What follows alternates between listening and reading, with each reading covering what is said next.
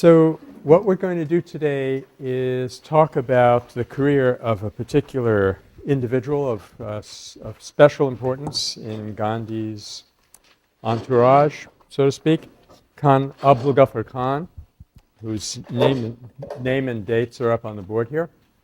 And I don't think it's going to take us our whole time to discuss his history and the significance of it, so we can get started with some review stuff in a little while.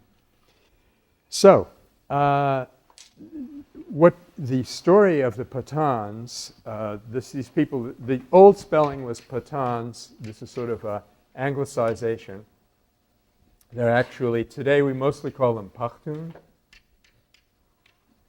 or Pashtun, or Pushto, or something like that. But this is a more or less clearly demarcated ethnic and cultural community which is pretty much coterminous with Afghanistan. So these are the people whom the Soviets were not able to conquer, but that's actually the second myth. So let me stick with the first one. If you read the story, which we'll be looking at in a little while, of the British behavior in the Northwest Frontier Province,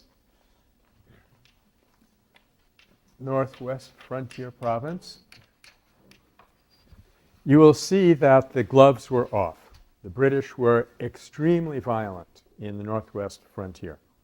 And that's tragic, but it does show us that because nonviolence was as successful there as it was anywhere else, that shows us that nonviolence is not limited to working against a weak opponent. On the contrary. But if there was anyone that gives a lie to this, it was the Pathans. They had, as you've known from looking through the book, this is the book that you just finished, by the way. Very good. There's no one was less wimpy than the Pathans. They're still not at all wimpy. They had a revenge ethic. This book tells the whole story. Clement in the 30s, early 30s, and the Pathans were still completely nonviolent. And Abdul Ghaffar Khan actually said to Gandhi, "How is this? You Hindus are supposedly be the nonviolent people. We Muslims are violent. Now look, it's the reverse." And Gandhi said, "Yes, we Hindus have always espoused nonviolence, but we have not always been brave. You Pathans have always been brave. And so therefore, when you took to nonviolence, you took to it much more definitively than Hindus did." So thirdly, and this is probably the reason that I'm spending special time on Abdul Ghaffar Khan for us right now, it's the idea that nonviolence has no place in Islam. Just do it this way. Off on the north side here, there used to be a nice little shop that sold Afghan articles. And if you felt like walking around in one of those beaded hats, you thought you would look good in something like that, people were often in there.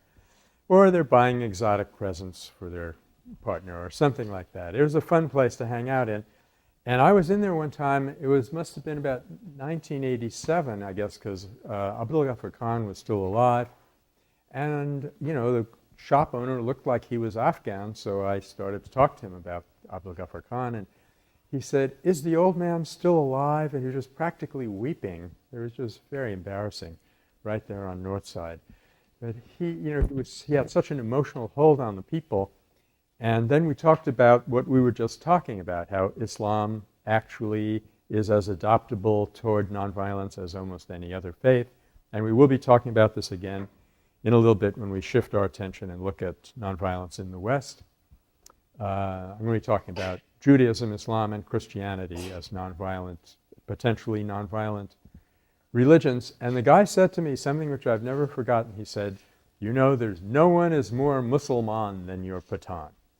In other words, Pathans are like mega Muslims. They're hyper, super Muslim. So if Pathans could take to nonviolence, then that is proof positive that it definitely fits in an Islamic context. But the fact is that Khan Sahib was the first person to raise virtually an army of nonviolent resistors. This organization called the Khudai Khidmatgars, which means the servants of God.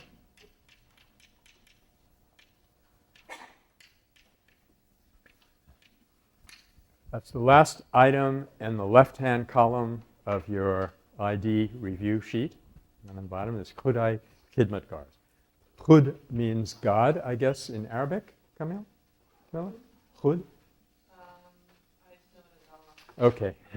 Allah will always work. Yeah. But I think it's a general term for God. I think Khuda is like Persian or Arabic. I'm not sure. Persian, probably Persian and Urdu.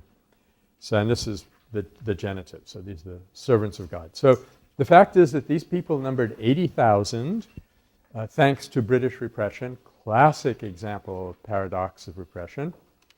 They were absolutely obedient to their officers, including their top man, the general, Abdul Ghaffar. They were wearing uniforms. You've seen the picture in the book. And in every respect, they were an army, except they didn't wear weapons. They didn't carry weapons, and they were completely dedicated to nonviolent resistance and humanitarian and civilian service. Okay?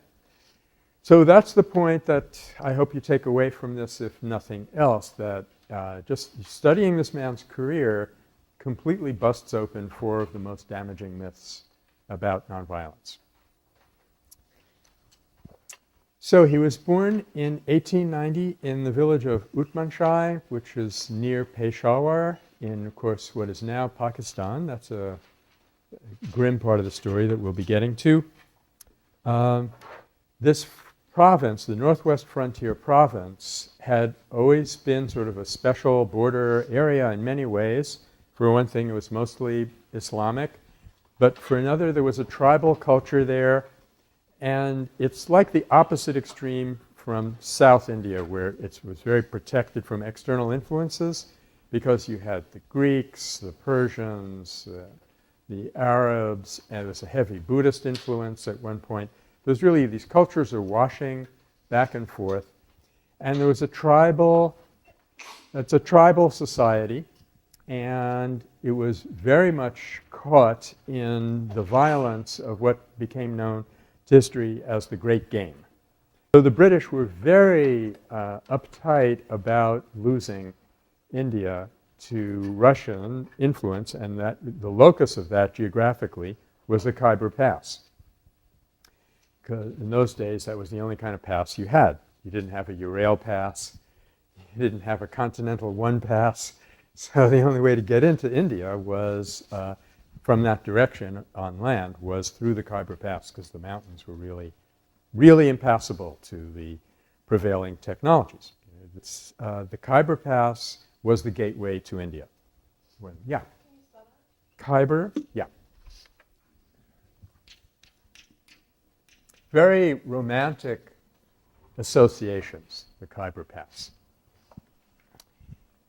And because in prior centuries, I mean, prior to the Great Game in the 19th century, the Pathans had actually served as a kind of protective barrier for the rest of India.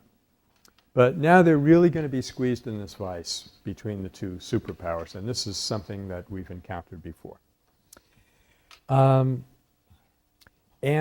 the result was a very destructive clash between the British determination that they had to hold on to the Khyber Pass or they would lose India, and if they lost India, they would become modern England. So in order to hold on to it, it was essential that they hold on to the Khyber Pass, and a political career could be made or broken in India on the basis of whether or not you were tough enough to overcome the Pathans. So on the one hand, you have this intense determination to hold on to that place at all costs. And on the other hand, you have this incredible spirit of freedom among the Afghans, or the Pathans who absolutely insist on killing one another and not having anyone else kill them. That's what they like to do. So they will, the Russians were unable to do it, and I have a funny feeling that in a couple of years we're going to see our own military expedition there coming to grief as the Taliban slowly retakes the country. And they're doing it partly on that old Pathan spirit, which nobody has succeeded in crushing. So these are people who would rather die than lose their freedom. And on the other hand, you have the British who, for nothing would they give up the capacity to dominate these people. So it was an extremely intense confrontation that kept flaring up. Okay. And Abdul Ghaffar's family was, very Pathan, but his father, Bacha Khan, was apparently something, he was a bit unusual. He was much more dedicated to conversation and solving problems diplomatically and by speech. And he was okay with revenge, but it wasn't his favorite thing. He was just absolutely, completely dedicated to it. And I guess you would say that in a sense he was rather, his strength came out more in gentleness than in ferocity. Let me put it that way. He had a kind of gentle strength, which really is the mark of Abdul Ghaffar Khan. I guess at some point, if we have time and we can get the equipment together, I'll show you this interview that I have of Bacha Khan when he was almost 90, and you can just see that in his personality. He's this huge, towering figure, not uncommon in that part of India. And, you totally would not want to mess with him. But on the other hand, he was totally not threatening. And you can see there's a great deal of gentleness. And his start as, his father, Bacha Khan, Khan means village ruler or chieftain. It's a term which I think they had taken over from the Mongols in the 14th century. And he was so he had some political authority. He was a ruler, and Khan himself was being groomed for this. But his first experience of political life is doing what Gandhi would later call village uplift. He decides to go from village to village and ask himself, what do my people need? And what he came up with first and foremost was schools.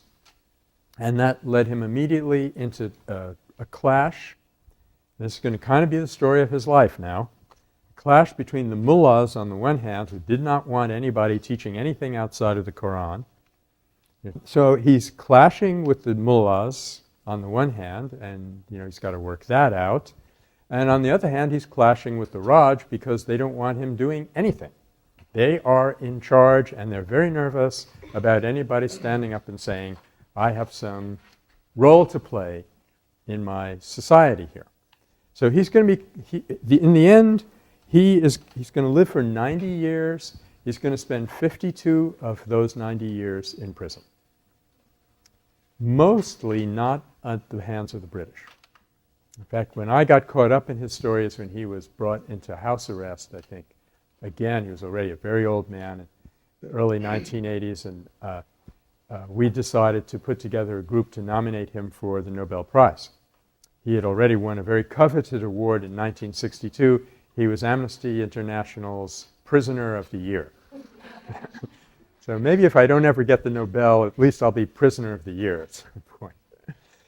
But we nominated him twice for the Nobel Peace Prize, which he didn't get, which I think means that he was a very important figure in the world of peace development. Because if you're really very important, no one will give you a prize. They didn't give it to Gandhi, and so they didn't give it to him. So, but he gets involved in village uplift, and it primarily takes the form of education. He wants to start schools. And another very important thing to him was the uplift of women. And that would be, for the rest of his life, one of his main preoccupations. In 1925, when he had heard of Gandhi, but had not yet met him, he founded a newspaper called the Pashtun, which is the name of the people and the language. And that ran, I think, until it was snuffed out by the Pakistani regime in 1947. And so you see he's running on a parallel track to Gandhi. He gets very interested in constructive program. In fact, where is that? In 1948, he took the oath of allegiance to Pakistan. We're going to get around to the circumstances that led up to that a little bit. He said, there is no advantage in destruction. There is advantage only in construction. I want to tell you categorically, I will not support anybody in destruction.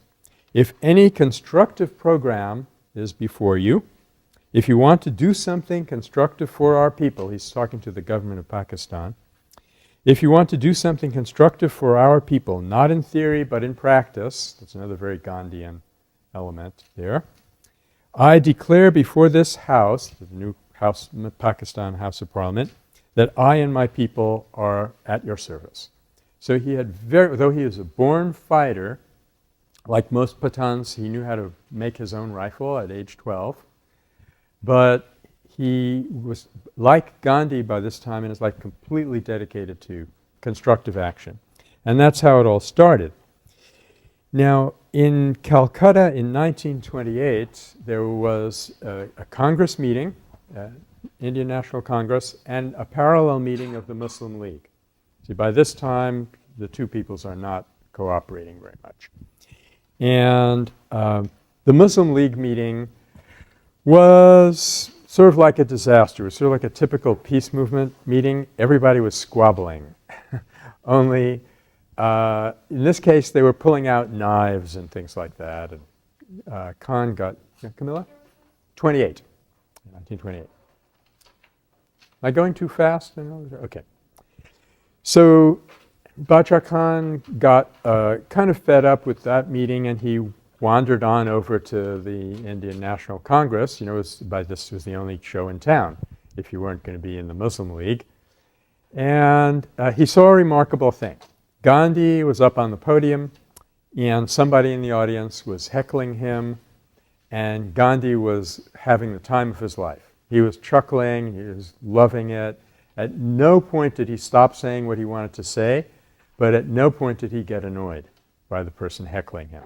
That little vignette of just seeing him under pressure, not be rattled, immediately attracted Khan's admiration. He went back to his own conference and told the president privately that he thought the movement would be stronger if its leadership embodied a little more tolerance and self-restraint. Of course, coming from a Pathan, this is not the expected message. So the president thundered at him, so the wild Pathans have come to teach us about tolerance. And Khan left the conference and went home. But this idea of Gandhi being able to face that kind of pressure and not even have a feeling of unkindness in him, that really stayed with him. In a very short time, the two became extremely close. So much so that in a few years, his own people would call him the frontier Gandhi. And he would be constantly saying, there's only one Gandhi, don't call me the anything Gandhi. Gandhi is Gandhi, I'm Abdul Ghaffar Khan. Okay? And he visited, stayed in Gandhi's ashram quite a bit. You've seen his beautiful photos of the two of them. And on one occasion, he wanted to go and give a speech which would have content that the British would regard as seditious, and Gandhi asked him not to do it. But then Gandhi himself was arrested, and with him off the scene for a while, not having fresh input, he decided to go and give the speech, and he was arrested in Delhi. It was in early 1929. But he had been involved in the Khilafat struggle, and he had been involved in the Rowlatt Act Satyagraha from the northwest frontier earlier on, and now the two of them really joined forces. And during the Salt Satyagraha, where the northwest frontier, you couldn't make salt, right? It's just all these mountains and stuff. But they were involved in the uprising, and this is when that episode in the Kisa Kawani Bazaar takes place. And we owe this to Gene Sharp. By the way, he's the one who found the documents that had the description of this episode. And this is going to be just about as destructive and probably in the end more brutal, more dehumanized than the Jallianwala Bagh massacre had been. We don't have the numbers on exactly how many people got killed and wounded, but you're talking about charging into a crowd of people with an armored car and just, crushing people. So there was a standoff between the crowd of protesters in this bazaar and the British police who were ordering them to leave.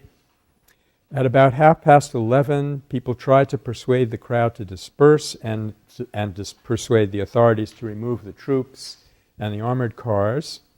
The crowds were willing to disperse if they were allowed to remove the dead and the injured, and if the armored cars and the troops were removed, but the authorities refused. The result was that people did not disperse and were prepared to receive the bullets and lay down their lives. A second firing began and lasted on and off for more than 3 hours. Can you imagine? Here's this crowd of people not resisting. In fact, there's a case of a young Sikh boy who came and stood in front of a soldier, opened his shirt and said, "Go ahead, shoot me," and he did. They killed him instantly.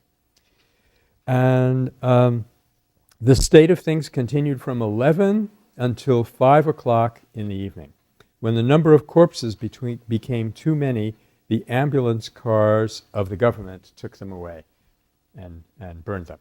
So, once again, this inability to respect people's religious sensibilities. And the result of this was that up until that point, the Khudai Khidmatgars had been, I think, something like 2,000 or 3,000. They immediately became 80,000. Now, unfortunately, before partition and independence, the Khudai Khidmatgars were more or less just systematically rounded up and crushed, and their offices were burned. And it was really basically, as a movement, it was basically stamped out by the British. And then when partition came, the question was, here are these people who had died and bled for independence. Would they go with India or with Pakistan? And Lord Irwin's plan had always been, and the later Viceroy Mountbatten definitely stood by that every region would have, first of all, if there was a majority Muslim population, the region would be part of Pakistan. If majority Hindu, would be part of India. That's what led to this horrendous wrenching apart of peoples who had lived together forever. But in the case of the Northwest frontier, although they were more than 90% Muslim, because they were a part of the Congress Party, and there was a referendum. And the first referendum, there were two. The first referendum, the people voted almost unanimously to go with India. But Jinnah would not hear of it. And one thing and another, in the second referendum, Abdul Ghaffar Khan, who was not in prison, strangely enough, at that moment, made a decision that they should boycott it.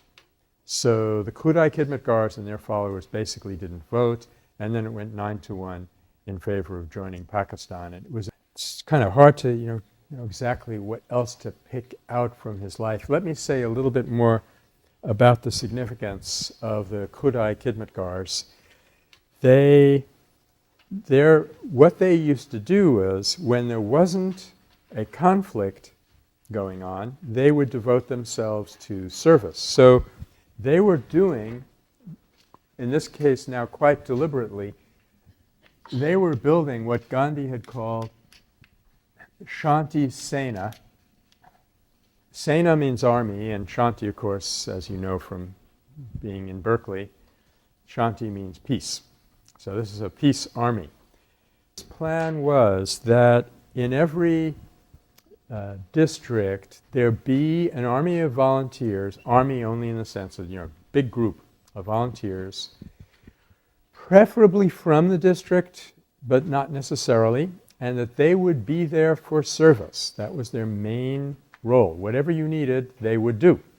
Part of the significance of Abdul Ghaffar Khan is that he was the first to actually outfit a whole army and have it operate with uniforms, obedience, everything that an army had, music, songs, everything. And it became extremely stirring, the degree to which they were able to carry out nonviolent resistance. There's a story of one Pathan coming into the Khudai Khidmatgar office and very dramatically taking off his shirt and turning around and showing he has these big welts on his back. He's been severely beaten by the police, and he says, this has never happened in the history of the Pathans. The Pathans give blows, they do not receive them. I'm doing it only for you. He's speaking to Abdul Ghaffar Khan. And now just recently, after decades of neglect, this story is being rediscovered. And a Bengali woman named Mukulika Banerjee, who is an anthropologist, went to the Pathan territories. I still say Pathan, I'm a little bit, because I worked on this book a lot, it kind of got into my head. But when I say Pathan, you should hear Pakhtun. Okay? She went into those territories and tried to collect the people who had been Khudai Khidmatgars. In some cases, they were into Alzheimer's already. But she got them together and interviewed them. And she asked them questions like, what made you follow Abdul Ghaffar Khan? It was completely, in a way, it was completely against your culture. Though in a way, it was just a slight refocusing of what that culture had been about. And most often they said it was because of his spirituality. We could sense his stature, and we knew that he was a real leader, and we would follow him anywhere. In 1930, he cheerfully accepted an invitation from Abdul Ghaffar Khan to tour the Northwest provinces and speak to those people. And basically what he told them is, you guys, it's just brilliant, it's great what you're doing, but this is just the beginning. And what I'm seeing from you now is like nonviolence of the weak. I want you to take this into your heart and make it nonviolence of the strong, or else go back to your house and pick up your rifle and do what you feel is the right thing to do. So he had no objection, of course, to their following Abdul Ghaffar Khan. They played a key role in the freedom struggle because while the British were losing it in one way at the Dharsana salt pans during the Salt March, they were losing it in another way, but a more costly way for India in the Northwest frontier, because they did the worst that they were capable of, and it was not holding these people down. Well, the question is, to what extent did they really assimilate it and believe this, and to what extent were they just so dedicated to Khan Sahib that they were following him and doing what he suggested? I think it's sort of in between. It's sort of in between in the following two respects. They were intrigued by that new definition of courage. I think there was something about that really appealed to them. And so they felt really, that guy who went in and showed his back and said, we Pathans have never done this before, I think there was a part of him that felt really good about it. And when you survey different peoples in the world today who have tried nonviolence in one way or another, they will say, like the Filipinos will say, this is Filipino style. And the Poles in Solidarność, they said, we did it because we were Polish. In other words, it's part of people's self-image, deeply buried in them sometimes, that they are a courageous, nonviolent people. And that must have appealed to the Pathans very deeply. But they didn't quite grok it. They didn't quite understand. You don't get it overnight, what nonviolence really is. And so what carried them the rest of the way was just the tremendous appeal of Abdul Ghaffar Khan himself and their loyalty. What would have, I think if they had had the time to connect up with his constructive program, then it really could have built out and become something permanent and very deep inside of them. But alas, that was not to be the case because Khan spends most of his time in prison, and when he's in prison, things tend to fall apart, and so that it was a limited success, but it's like a model success for the rest of the world, because it shows you, and he'll say, okay, I told you what I was going to tell you, I told you, and now I'm going to tell you that I told you, okay, and then we'll be finished. It shows you that the British were not a weak opponent.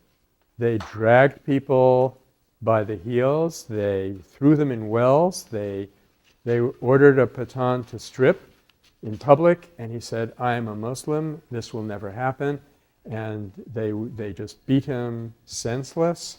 As you know, they shot people down in cold blood. They were terrified of serving in the Northwest frontier for very good reasons, and that terror turned into an extreme violence, an uninhibited violence. And this violence was the final sanction that lay behind the whole imperial domination. Even when you could so cleverly disguise it and organize it, that it didn't come out, that was the final recourse. It's what we call in political science the ultima ratio regum. The final recourse of rulers is the exertion of violence. And it came out. So the British were, nonviolence did not work in India because the British were polite. That's the point. That's myth number one. Secondly, that you don't have to be polite yourself to be nonviolent. You really just have to be courageous and have some sense of principle and some other things that we discussed. It works perfectly well in Islam. Abdul Ghaffar Khan said, I am going to give you such a weapon. He was now talking to his own people in the early stage of building up the Khudai Khidmatgars. I'm going to give you such a weapon that the police and the army will not be able to stand against it. It was the weapon of the Prophet, capital P, Prophet Muhammad, peace be upon him. But you are not aware of it. That weapon is patience and righteousness. No power on earth can stand against it. So he felt that he was operating in a strictly Islamic context, and he was being, as my friend said on Euclid Avenue, the most Muslim of Muslims. Yeah. And finally, as I've been stressing, that it is wrong to say, and even Kenneth Boulding said, that nonviolence is very good for offense, but it's not very good for defense. He was given to sort of a wry humor at times, Kenneth Boulding was. But there are many political scientists who will be aware of the fact that there have been class uprisings, like the uprising against British rule in India or against racism in America, but they have no idea and don't believe that it can be used in international conflict. Well, given what we've actually experienced, there's no reason to disbelieve that can be done. Okay, well, as predicted, I think I'm going to stop now in terms of adding any new material. But I think, I hope and expect it's something that you can build up just by listening to the way we've been going through the material. I've been constantly pulling out what I think is important, like I just did here. So I'm not going to expect you to remember the name of Abdul Ghaffar Khan's father. You don't have to remember anything about his two wives, though it's a very sad, very romantic story, if that happens to amuse you. But the important thing about his life is that it gives the lie to these four myths, and you should know in some detail how he did it. So you're not just going to say, he proved that nonviolence works against a ruthless opponent, but then you go on to say, look at what the British police did at the Kisa Kahani Bazaar in 1930 in Peshawar, where they, and list off as many of the gruesome details as you can stomach. In other words, know the principles and have some concrete detail to put to those principles.